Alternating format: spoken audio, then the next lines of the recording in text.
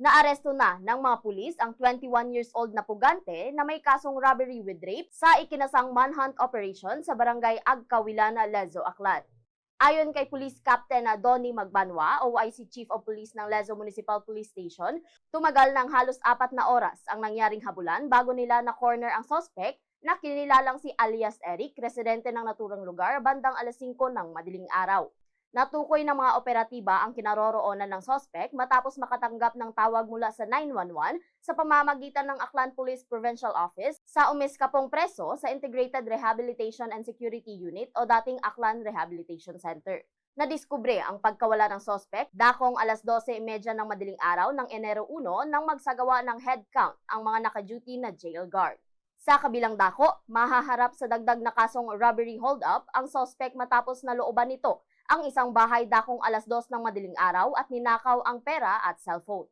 Armado umano ito ng screwdriver at tinangkang saksakin ang isa sa mga anak ng may-ari ng bahay. Isa pang bahay ang pinasok ni alias Eric, ngunit agad na tumakas nang matunugan ang pagtugis sa kanya ng mga otoridad. Nabatid na halos 6 na buwan pa lamang itong nakapiit sa nasabing pasilidad.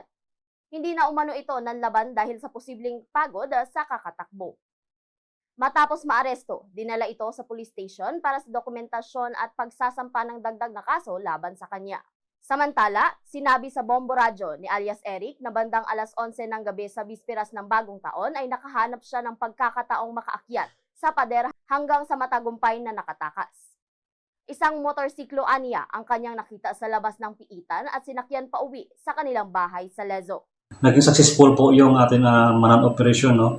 At saka nahuli po natin yung suspect natin sa itong isang escape sa Aklan Rehabilitation Center.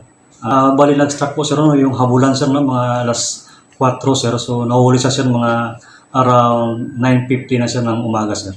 Si Police Captain Donnie Magbanwa, OIC Chief of Police ng Lezo Municipal Police Station sa kanyang naging pahayag.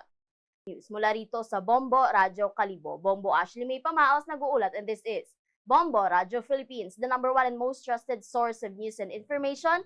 Basta Radyo. Bombo!